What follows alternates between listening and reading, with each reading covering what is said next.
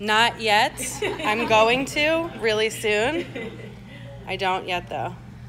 So, hello everybody once again. Thanks for sticking around. I'm Alexis again, and with Tiny House Expedition, I hope you'll come check out our house over here. It's the one with cedar siding. And another house you should check out from this awesome lady is Tiny Hell on Wheels. And you can't miss it. It's incredibly cute. It's got turquoise, pop of color on the outside, and you're gonna see a pin outside, and that pin is for a pig named Crusher. Okay, she's the only tiny house person I know with a pig, which is pretty cool. But Hillary, she is an incredible lady. She's traveled the country with her tiny house, following in footsteps, and actually we really jammed on that when we first met. She was getting ready to kick off her first journey, and she's also helped another tiny houser move her house across the country. So she's really seen some of the ups and the downs of the experience, and I know she'll have a lot of great insights for you today. So Hillary, I'd love to welcome you. Come talk to these lovely people. Thank you.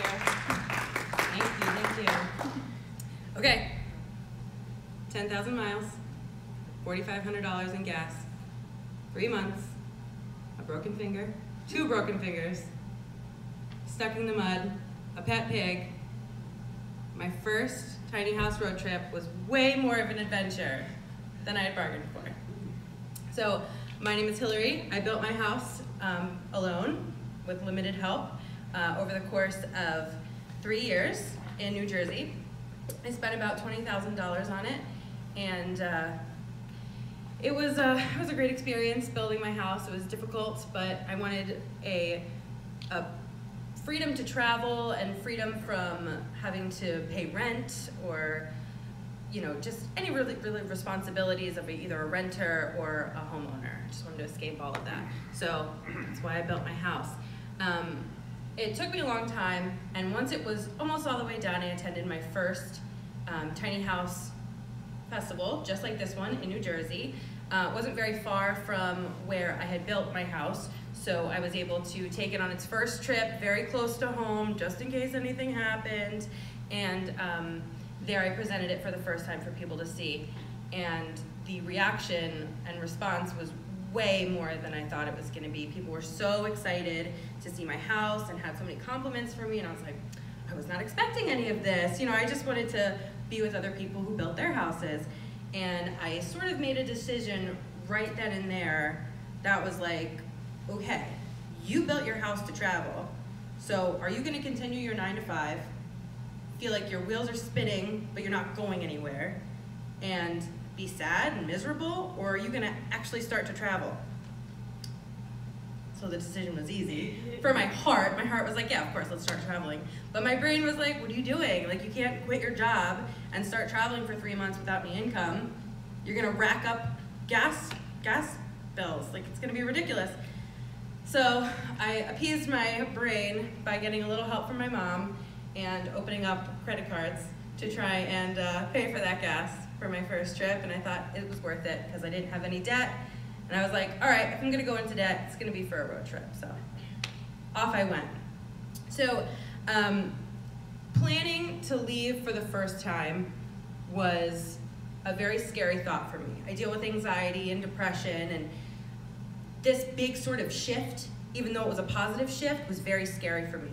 What if the truck breaks down? What if something happens with the house? Where are you going? What are you gonna do? You're traveling, but where are you gonna go to? How are you gonna get there? Where are you gonna stay? These are like all questions rattling off my head, just like, what's the plan here? You can't just hit the road. But I was like, I'm just gonna hit the road. I'm gonna figure it out. But to make myself feel better, I planned out a tiny house festival circuit. Tennessee, Vermont, Iowa, Texas, Florida. That was my path, and I thought, okay, this is a really good excuse for my first road trip is to follow festivals, so I'll just do that. So finally in September, I had finished my house, I quit my job, had my money ready, and I left for the first time, packed my truck, and made it down to Virginia, Bowling Green, Virginia, and I stayed at a campground that first night. Because I was still under the impression then that even though you're traveling, you need a campground every night. So I stayed at a campground. And I didn't tell anybody that I was planning on it, but the next day I backtracked to Maryland to pick up my pet pig, Crusher, from a breeder in Maryland. And it was this crazy thing where I moved into my tiny house, hit the road, and got a pig. All in like the same 2 days. It was like everything in your life is different right away, which was pretty cool. So I picked her up, and she did not like me because pigs are very like, it takes a long time for them to bond to you. Okay, I loved her, so it didn't matter. We actually have the same birthday, which is really special. And her name, when I got her, was Candy Crush, and my mom's name is Candy. So I was like, okay, my birthday and my mom, you're my pig. So her name's Crusher, because Candy Crush was too girly for me. I know. So anyway, I went back to Virginia. I got to my house, and that night I got a knock on my door from somebody who lived in the campground full time, and they were like, hey, can you give me a ride? And it was like the middle of the night, and I was like, yeah, I guess. You know, where do you gotta go? And they're like, oh, just right down the street. I gotta pick up my girlfriend at work. She doesn't have a ride anymore. Do you mind just driving her? And I was like, okay, I guess. Like, I wasn't used to somebody needing my help, and I didn't know these people. I didn't know where I was. I'm leaving my house and my pig to go give somebody a ride. I'm like, all right, I'm either like setting myself up to be robbed, or I'm just helping somebody. So I don't know. Let's just do it and see what happens. So I give this really nice girl a ride, pick up her girlfriend, come back home. It took no time at all. I was like, okay, not a big deal. The next day, the family who she belonged to thought it was the nicest thing that anybody had ever done for them, and invited me over for dinner. And they had made crabs for me, and they taught me how to eat crabs, and they just welcomed me into their life. I was not expecting it at all. For no reason, just because I gave somebody a ride. It took 2 seconds, you know? Who would have thought? And these are not people that typically open up to other people. So shout out to my very good friends in Virginia, the Foxes, for taking me in on my first trip, like my first destination on my first trip. They just gave me so much love and support for what was nothing, a tiny little thing that I could have done, and they just showered me with love. We still talk today. They still call me all the time. So it was like, that was the first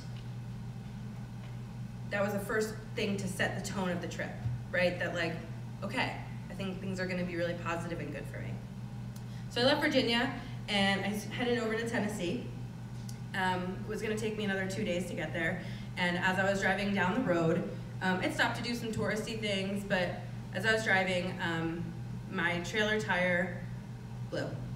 And I was stuck I had made it off the road into a Bojangles parking lot, which was the first time I was ever at Bojangles, so that was pretty funny. I never had been in one. So, and then I was like, oh, thankfully my mom gets me my yearly birthday present of AAA, so I have AAA, so I can get my tire fixed. Now, I'm used to New Jersey time, and I was in North Carolina. And New Jersey time and North Carolina time, very different. So something that may have taken 2 hours in New Jersey took 6 hours in North Carolina. So I had called them at 6 o'clock when the tire blew, and they didn't get there until midnight. And I was like, oh my God, I gotta get to Tennessee. So they got a new tire on, a spare, and towed the house to like a AAA center where they could put a new tire on. And by the time we got there, it was almost 3 in the morning, and I was so exhausted from like panicking. Like, what do I do? How does my house, how's my house gonna get somewhere with a new tire? I don't have a new tire. And they had just towed it. It was not a big deal. And so I had parked that night in a AAA like strip mall parking lot, and I was panicked because I was like, you can't just park your house anywhere. You can't do this. Somebody's gonna knock on my door. And nobody did, and it was fine. And I was like, okay, now really I get the phrase, home is where you park it, because literally it doesn't matter where you park. People are too excited and like, is that a tiny house?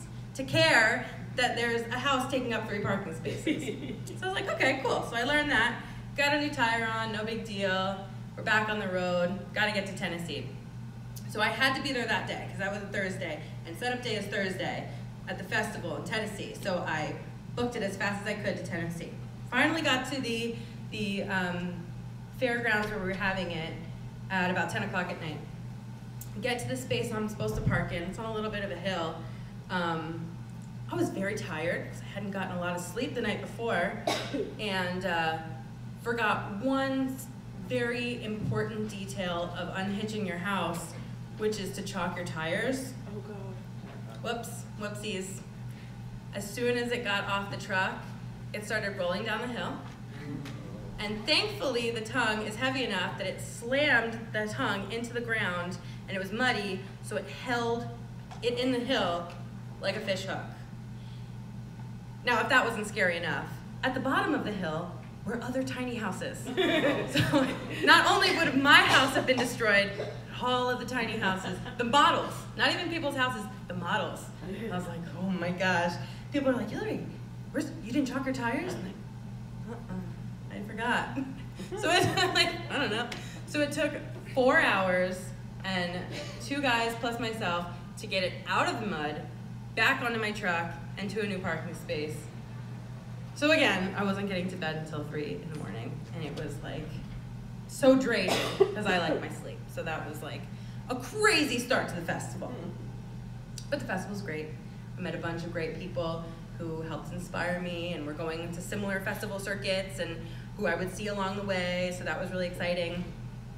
And it was just a great crowd. Everybody was so nice and warm, and it was an awesome experience. But that weekend was the weekend that Hurricane Irma, I believe, decided to make a left turn into Tennessee, so it flooded us all out.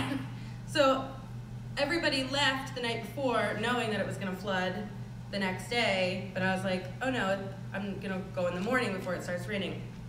It started raining. So I tried to leave, and it was up a real steep hill that turns, and as I was going up the hill, my truck stopped and started sliding back down the hill.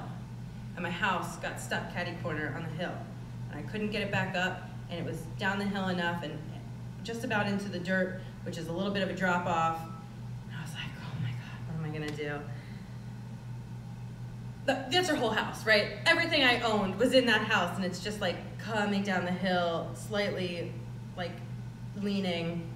And I was like, all right, well, there it is. So I put the parking brake on, hiked down the hill, hiked back down to the festival, and I was like, hey guys, so remember I had that incident when I got here and the house slid down the hill? Well, it happened again. So then John, who runs this festival, and like everybody who was left at the festival came back up to see what had happened, and they were like, oh boy, this is bad. So I actually have a video of it on YouTube of the whole thing happening, because I wasn't the one who was gonna actually drive my house back down the hill, so I filmed the whole thing, and it was very scary. I was cursing the entire video. So somebody else who was who's pulling a trailer of like porta potties was behind me and was sort of upset that I was blocking the road. But he drove trailers for a living, much bigger than mine, so he was like, here's what you gotta do. You gotta do this. I'm like, can you just do it though? Because I can't understand what you're saying because I'm so in shock right now. So he was able to carefully get the house back down the hill and into safety. But you know, not before it tipped really far that I thought I was losing my house, but it's okay. I didn't lose it, everything was fine. And I was like, well, I guess I'm staying for a couple more days till the rain stops because I can't get out of this festival. And I had to be in Vermont in like 4 days. So I was like, I don't know about that.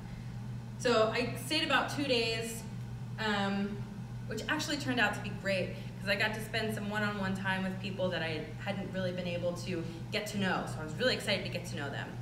And I was like, oh, it works out actually that I am able to stay. And then it was like, okay, I really got to get to Vermont. I got 3 days to get there. It's time to get there now. So I finally left. There were like 4 people behind me watching me go up the hill to make sure that didn't happen again. It was so scary. But I got up the hill and I got out of there and I was like, okay, 3 days to get to Vermont. I got this, I'm gonna make it work. And I just book it as fast as I can to Vermont. I get to Vermont, and I was going to a workshop hosted by Deke Diedrichson, if you know who that is. Up in Vermont, in like so far north that all the radio channels are in French. So it was like that far north. And finally when I get to the actual location, it's like 10 o'clock at night, and there's no service.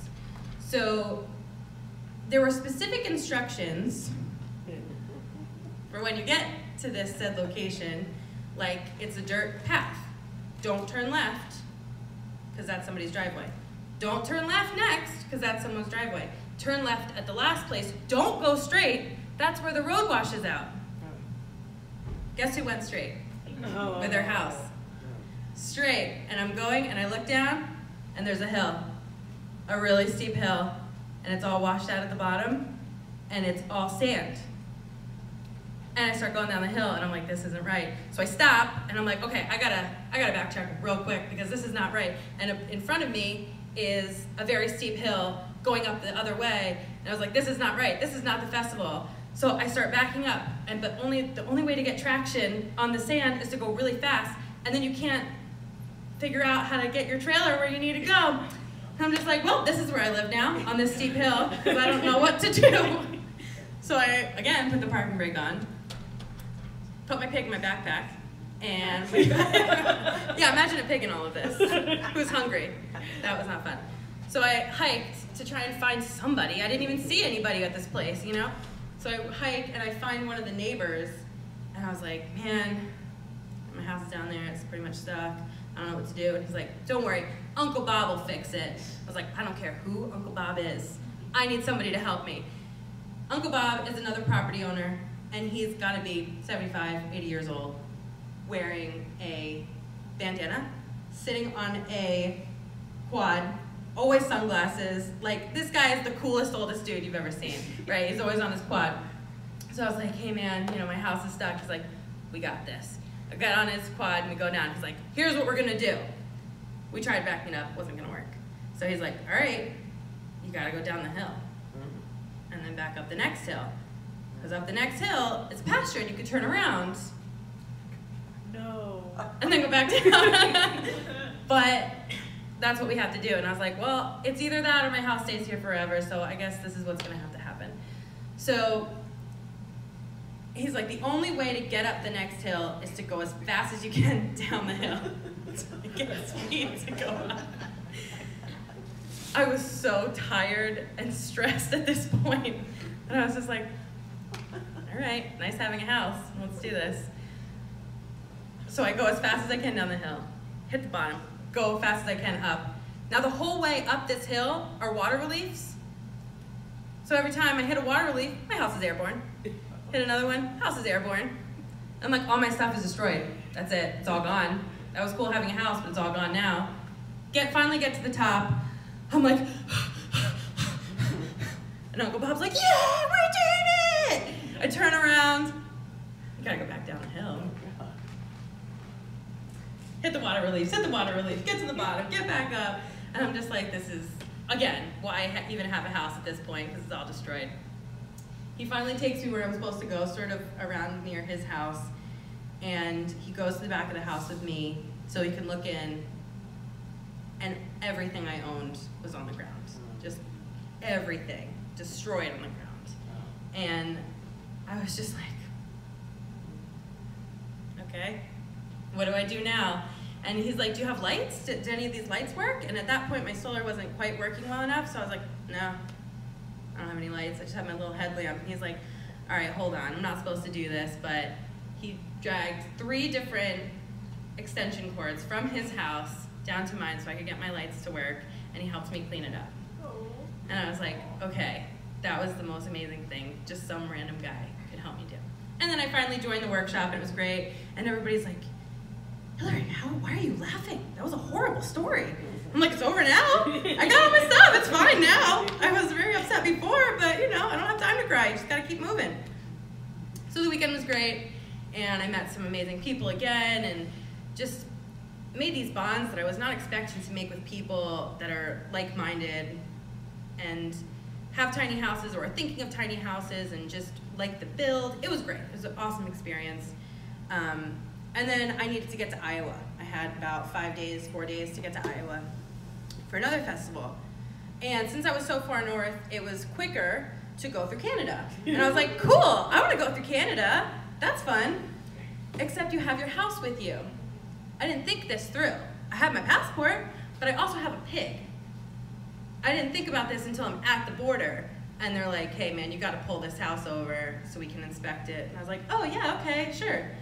I go into customs, and the guy's like, so that's your house, huh? I was like, yeah, it's so cool, all my stuff's in it. It's really, you know, everything you need. I was trying to like sell the tiny house, and he's like, yeah, okay. So if you're bringing your house in here, how do we know you're not gonna live here? And I was like, that's a really good question. I don't know how to answer that. He's like, do you have a job to get back to? And I was like, no. He's like, well, how long are you gonna be here? And I was like, it was only gonna be 24 hours because I gotta get to Iowa. And he's like, 24 hours? What's the point of coming to Canada? And I was like, I just had to get to Iowa. Just thought it'd be fun. Just went to see Niagara Falls.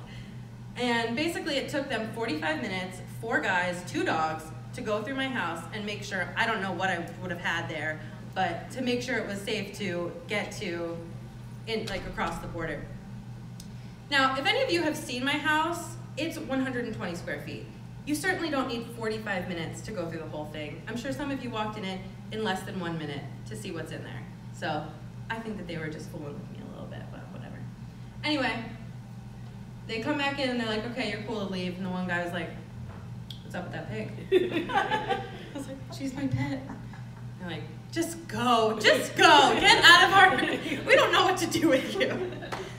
So I got through the border, I'm driving down the roads, I'm like, this is so cool, I'm in Canada, it's the first time I was in Canada, I have my house with me, I'm a pig, it's so great. I go to get gas the first time, because I only get 6 miles per gallon, and the gas there is like double, if not triple. And I was like, why did I do this? None of this is working. I'm paying so much for gas, I was like, let's just get out of here, let's just go. So I get to like the town right before Niagara and spend the night, and then I'm gonna go to Niagara Falls the next day.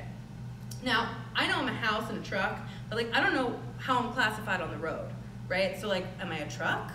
Am I like more the size of a commercial vehicle? Am I a camper? I don't know what I am. So I have to sort of like follow signs, like maybe there's a low pass, so I better follow the truck signs, because if I go through a tunnel or something and it's too low, there's your house, it's gone. So when I was going over to Niagara, they're like, no trucks allowed on the Rainbow Bridge going across Niagara Falls. I'm like, that was the whole point of me going to Canada, was to go to Niagara Falls, and I don't know if I can get across this bridge now. So then I had to go all the way down to where Buffalo, New York is, and cross there, backtrack back up to Niagara Falls, park the house on the road because there was no parking spaces, and they're like, no RVs in this parking lot. It's like, all right, so I just took up 3 parking spaces on the street and like literally spent an hour at Niagara Falls. I was like, whatever, we did it. I'm glad we did it, cool. And I had Crusher with me the whole time. And that's when I realized that Crusher was way more famous than I thought, because nobody cared about the falls. They just wanted their picture with Crusher. And I was like, okay, cool, I'm holding a little chunk of gold here because everybody wants their picture with this cute pig. So that was pretty funny. That was the first time I realized that like, people like Crusher a lot.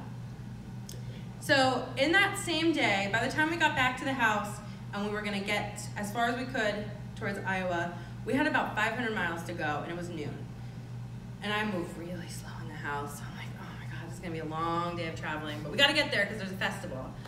So we're going, we're driving all day, and it starts to be dark, and I'm driving at night, and it's fine, not a big deal. I do it all the time. I'm getting beeped at by the big semis going by. They're beeping and they're driving by. They're beeping and driving by. And I'm like, I realize I'm going slow, but I'm in a slow lane. Like, I don't know what the problem is. And after like 10, I was like, something's wrong. Why are these people beeping at me? Finally, a police officer pulled me over, and I was like, oh no, what was I doing? Something is wrong. I didn't have any lights. Oh God. Completely dark. And he's like, you know, are you plugged, is it plugged in? I was like, yeah, and we go fiddle around with it. It's plugged in, should be working fine. There's no light. So he's like, you're done driving for tonight because no one can see you. So he escorted me to the nearest truck stop to spend the night there. And he's like, you need to find a mechanic in the morning ASAP. I'm in Ohio. I don't know any mechanics in Ohio, but I was like, yeah, I'll figure it out. So I wake up the next morning and go to pull out. I had run over a nail in the parking lot, and the tire, the same tire that had blown, now had a big hole in it. I was like, I just need to get to Iowa. So I find the nearest mechanic. They replace everything so quick. They rewire part of the trailer to get it to work right. And then finally it's like noon, and I'm like, I really gotta go. I'm in Ohio. I need to get to Iowa today. It's way too many miles. Like, I gotta do it. So I'm on my way, and Crusher and I had stopped at a gas station because my truck doesn't have air conditioning. I've never needed it. You just have the windows down. I'm a windows person, not a big deal. But when you're stuck near Chicago and the traffic stopped and it's really hot, you're really hot. And pigs don't have sweat glands, and they also don't pant to cool down. Like, if they get hot, they overheat. So I'm seeing her shaking in the passenger seat in her laundry basket that I kept her in. And I was panicked, so we pull over at the nearest gas station, and I run her inside in the bathroom, and I'm like putting her against the metal of the stalls of the bathroom. I'm putting water on her, and I'm like freaking out that she's not gonna be okay. She's tiny, she's a baby. And a couple of the ladies who worked there came in and they're like, get this pig out of here. I'm like, she's dying, I have to keep her in here, she's dying. And they're like, we don't care, get her out of here. We have so many complaints. And then I like lose it. Because I had kept my cool for this entire trip, and I was like, no, when it comes to my pig, she's number one. And she's like, get him out of here. And I was like, I'm gonna keep her in here. She's gonna die, and it's gonna be your fault. And then they're like, so funny, we're gonna call the police. And I was like, do it. So it was like this whole big fight that really didn't need to take place. So at that point, I was very exhausted, as you can imagine. Make it a little bit further, but by the end of that night, it was so hot, I had a migraine, I felt sick to my stomach. I was like, I gotta stop. I know that I'm so close to Iowa, but I have to stop. I can't do it anymore. So there's like an airport sort of around that area, and there's like a lot of different hotels, and usually they have like a pass-through, so you can like drive through the hotel and then get to the next one. So I was gonna go to that one, go through one to turn into the other. So I go through the parking lot of the hotel. There's like an overpass, you know, like an overhang from the hotel, and you go around the parking lot, and then it went this way, and it was a dead end. I was like, I'm so tired and so sick, and I have a migraine, and now my house is stuck with cars everywhere and nowhere to turn around. I don't know what I'm gonna do. And so I like had to like inch back and inch forward, inch back, inch forward, inch back, all the way, as fast as I could. And then there's like an overhang and all these cars, and like there's no way that I was getting my trailer any way around this. Like, how did I even get in? How am I gonna get out? I'm like, I don't know if I can do this. So I'm like, okay, I need to just take a breath and relax. And I'm just like, okay, I don't know what to do, but I'm gonna do it. And this lady who worked at the hotel came out, she knocked on my window, she's like, do you need help? I was like, I really, really do need help. She's like, don't worry, don't worry. I was like, I'm sorry, I'm taking up all the spots. And she's like, don't worry, it's all fine. We're just gonna get you out of here. And she was an angel, and I swear to you that if I went back in that hotel to try and find her, she wouldn't be real, because it was too crazy that she just like helped me out of nowhere. So we like get my house through the overhang, and she helps me turn the house around so I'm able to pull out. I don't even know how it happened, because I was so stuck, I didn't know I could do it. And I start to pull out, and I'm almost in tears, but I'm just like, no, we're just gonna make it through. Don't cry yet, because you're gonna be too tired.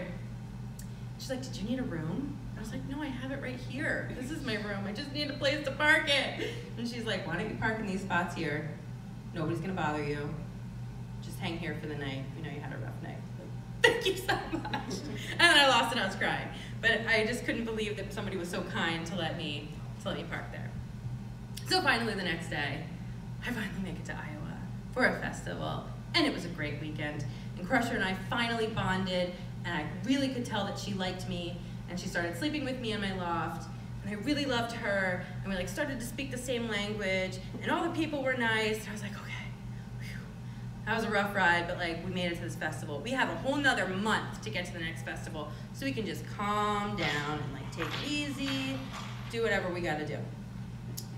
So at the end of the festival, the event director of the festival, Renee, she was like, hey, where are you headed next? And I was like, oh, I have a festival in Texas in a month, so I'm just gonna find a campground or something just to park for like a week so I can just chill out.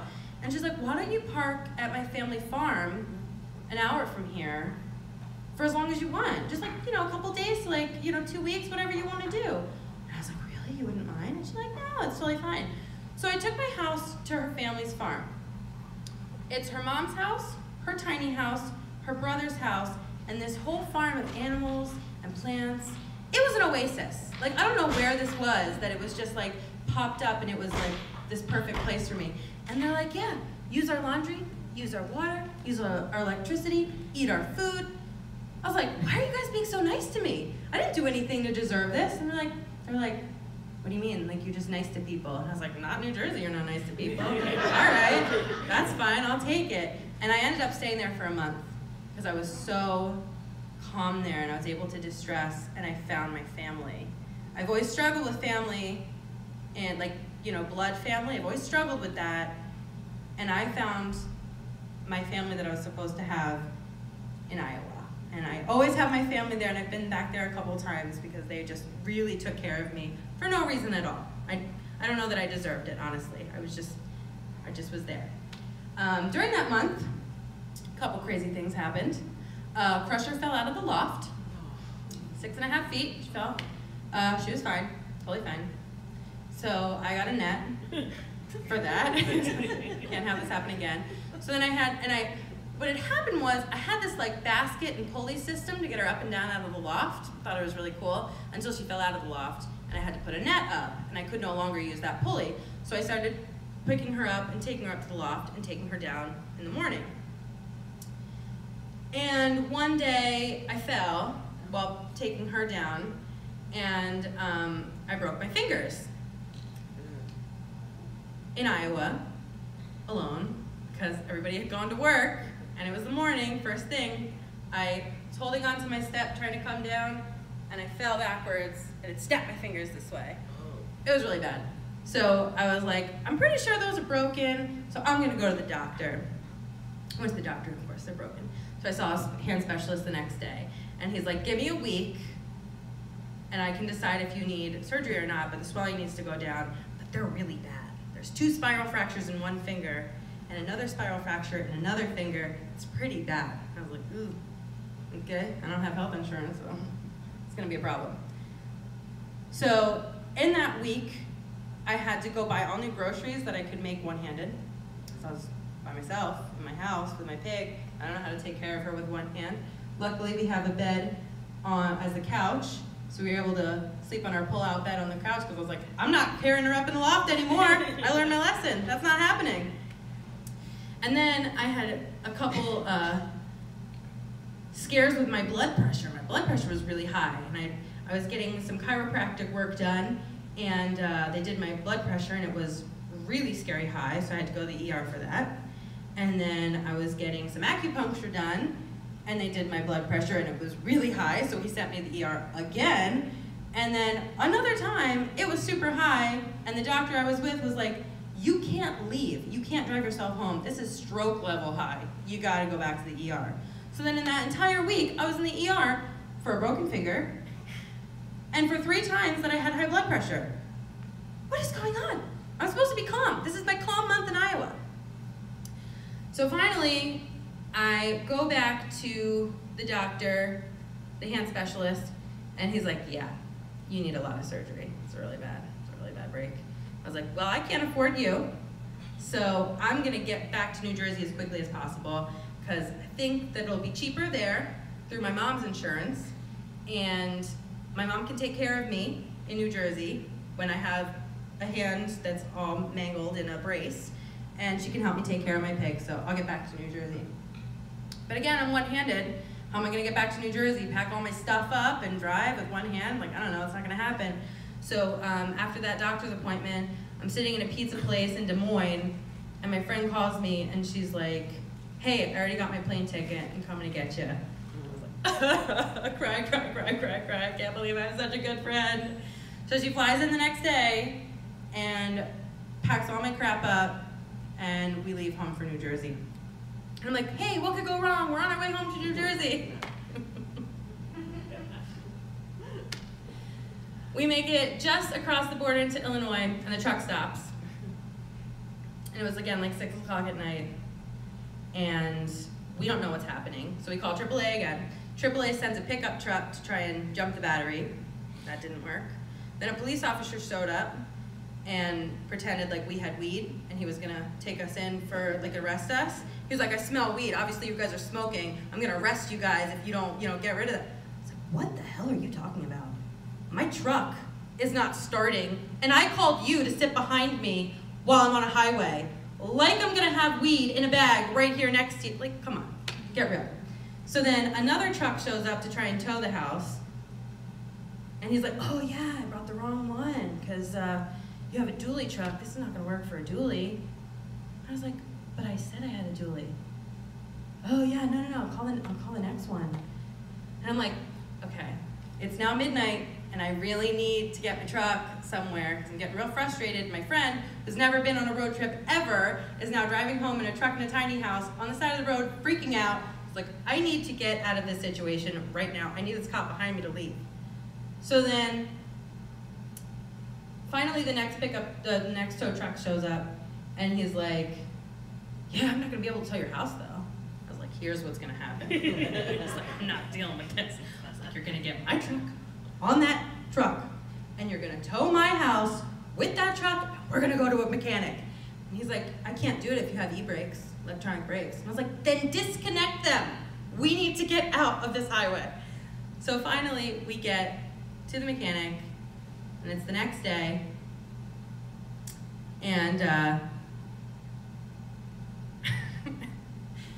the muffler had disintegrated, and all the exhaust was blowing on the fuel tank, and the entire tank cover had melted off, and the fuel pump had exploded.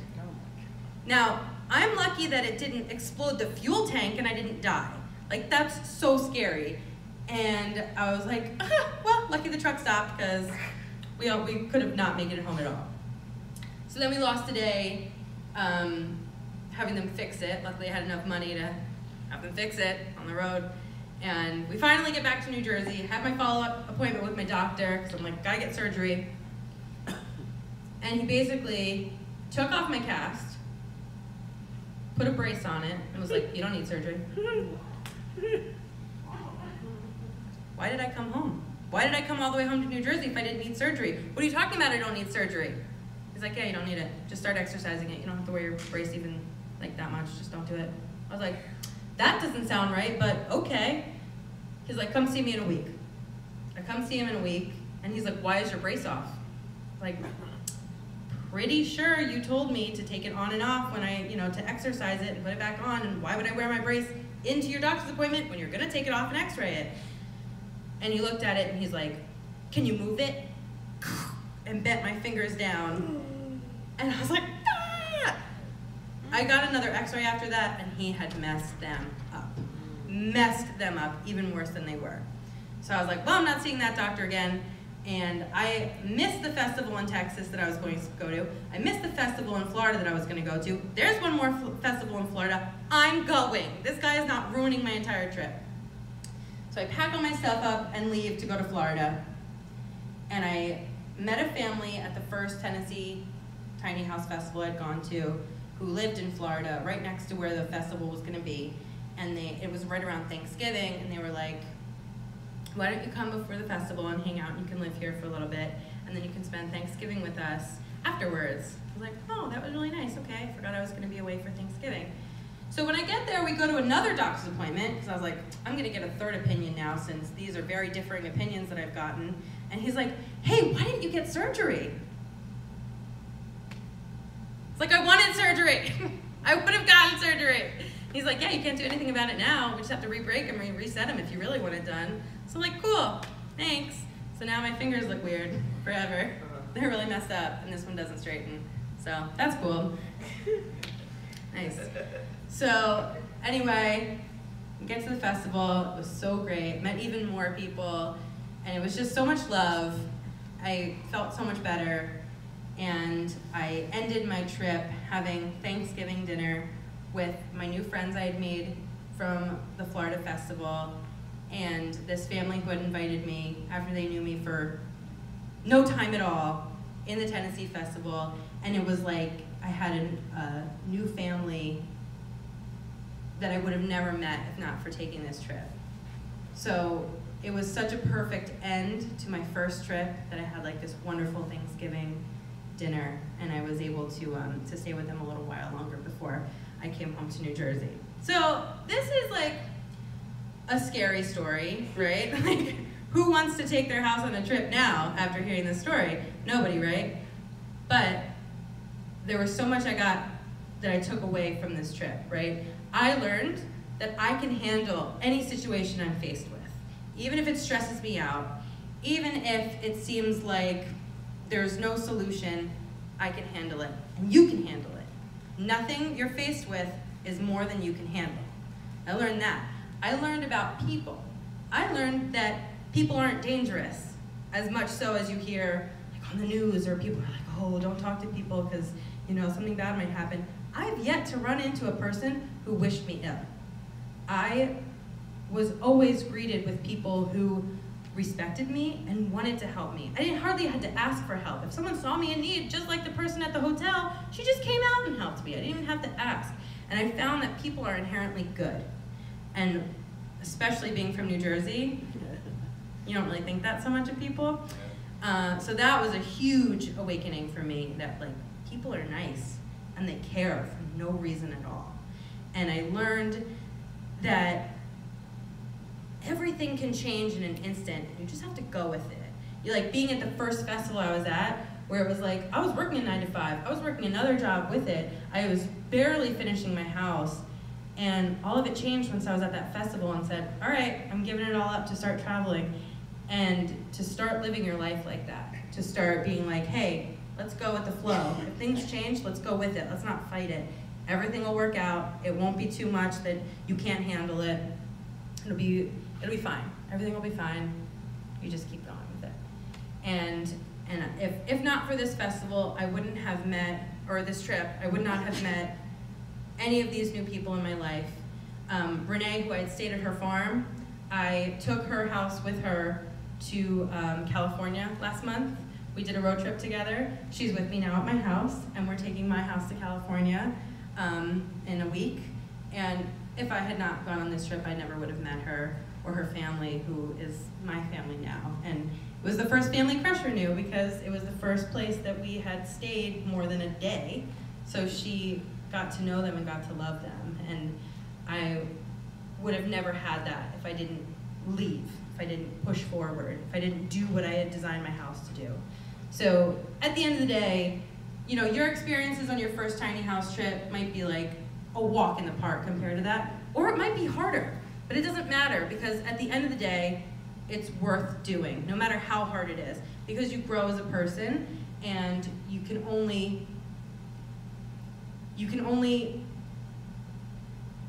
can't sit still. You gotta just go and do it, and you'll grow as a person, and you'll learn about other people, and it'll be a great experience no matter what. You just have to look at it that way. So. That's my first trip. That's my first story.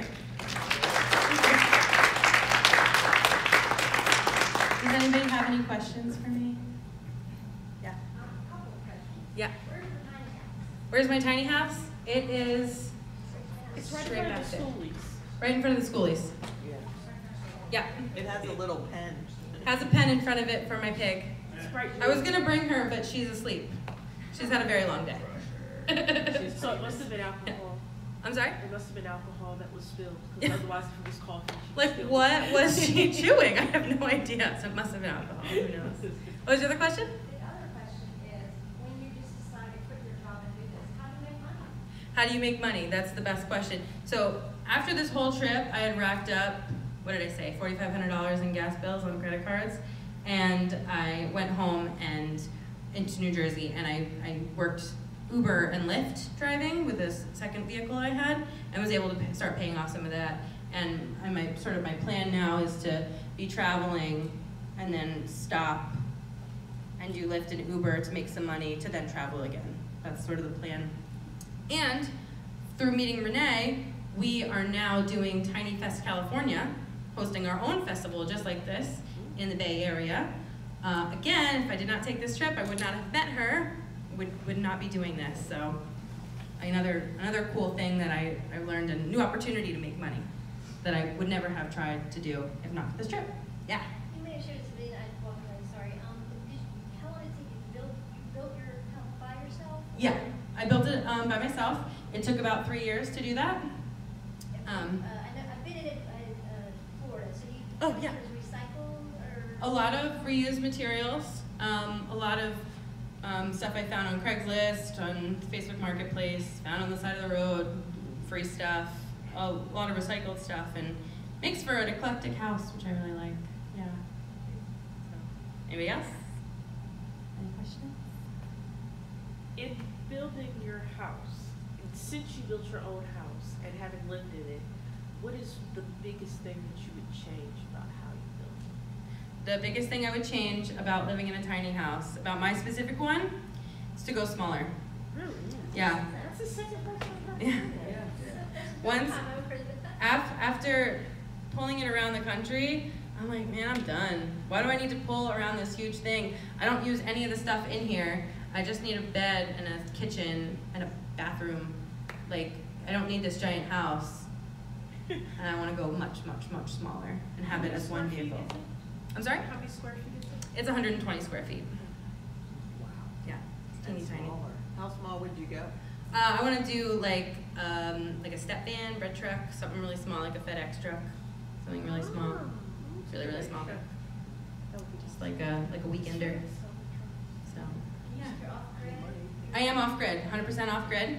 I have the option to have running water, like I have a pump and a water tank, but I've never used it. I just have like a hand pump for water. You waste much less water. I've never used my shower. If you're building a tiny house, you probably don't need it. I just go to the gym. Works the same way. That's another thing I would have wished about my tiny house, is I wouldn't have saved that 3 square foot area for a shower. I wish I never did that because I've never used it and it's a waste of space. So really think about your needs before you actually build, because you're gonna realize you need even less than you thought you were gonna. I mean, my house is 120 square feet and it's way more than I need. Who would have thought? But yeah. So make sure to build even smaller than you think, I guess. That's what I would change. How old is Crusher? Crusher is 6 months old. Oh. I picked her up in September, and she was just at an age that I could take her away from her mom, and so she is only 6 months, and she is my favorite part about being alive. I love her so much. I just think one day I'm just gonna smother her because I just love her so much. I'm just gonna hug her until she dies. Love her so much. If you haven't met her yet, you have to go meet her. So, yeah. Any other questions? Yeah. Did you live in a traditional house before? I did. I lived in my mom's house, and I wanted to move out, obviously. You know, you don't want to stay with your mom forever. And then she let me build my house in her backyard so that I would have a safe place to build. There was plenty of room, and also because she knew I was leaving. So she let me build. I guess obviously for you it wasn't hard to do that. Right, it wasn't hard for me to downsize because I didn't have a lot of stuff to begin with. But again, when you design your house, I designed my house specifically to have a giant clothes closet. I haven't had to get rid of any of my clothes. And I have way more storage in my house than I have stuff, which is crazy too. You realize how little you actually have that you need, right? I have 4 dishes. Because why do you need 10? You know, I hardly use the 4 that I have, unless I'm at a festival like this, then I wish I had more. But typically, you don't need it. So yeah, it wasn't very hard for me to go down any smaller. Yeah. I wish you had more wine because hosting people while you're here. Yeah. Like when I'm at a festival, like I feed everybody. I like to cook and make everybody food. So I guess it's one of those situations where you have to bring your own plate if I'm gonna feed you. I'll do that. That'll be my new system, I think. But yeah. Any other questions? Cool. Yeah. Okay. Yeah. Keep hitting me. Long-term plan, is this kind of go by day, or do you have a kind of long-term plan for this? No long-term plan. I know that I'm hosting Tiny Fest California in June. I'm hosting Tiny Fest Northwest. Oh my God, Tiny Fest Northwest in August, and I'm going to Burning Man. I'm coming back to the East Coast for more festivals. So with this one, we're all going to Burning Man, and that's as far as I planned. It's the best way. Yeah. Do you use electricity? I do. I have 2 solar panels and I have 2 batteries, and they run all of my lights. If I wanted to run my fridge, which I do, I would probably have to get another solar panel and another battery so it didn't die so quickly. But overnight, my fridge will just not work because there's not enough power for it. But otherwise than that, like, I'm completely off grid. Yeah. Is it sad to leave my family? Yes. It's very sad to leave my mom, but she has an iPhone just like I have an iPhone, so we FaceTime a lot. And she talks to Crusher because she loves Crusher. So Crusher FaceTimes with her more than I do. So yes, it was very sad, but I talk to her all the time, and I come back to New Jersey a lot to visit her, so it's okay, it's not so bad. Yeah. Well, good timing. Yeah, perfect timing. Hillary's awesome. If you haven't seen her tiny house, go check it out. Tiny Hell on Wheels. It's all the way in the back. But you can't miss it. It's got turquoise pop color and Crusher the Pig stickers outside. They're the cutest. But for anyone staying on site, is anyone staying on site here? Well, okay, those guys, yeah. Well, for those on site, there's going to be a potluck at 7-ish at the Tiny Firehouse. So come on out for that. And for everybody else, we'll be opening up at 9 tomorrow.